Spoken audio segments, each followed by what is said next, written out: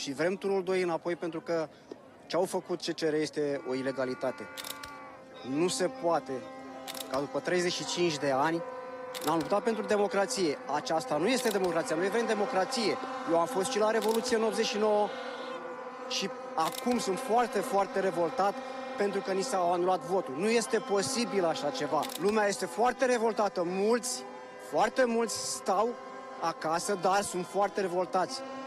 Unii chiar o să iasă, o să vină și mâine în Piața Constituției, o să vadă lumea că într-adevăr lumea se va face o schimbare.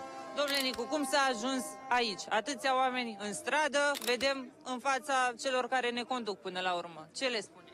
Ce le spun să plece. Celor care ne conduc, le spun să plece pentru că de 35 de ani nu au făcut nimic pentru țărișoara asta. Este pur și simplu o rușine pentru români. Să plece acasă.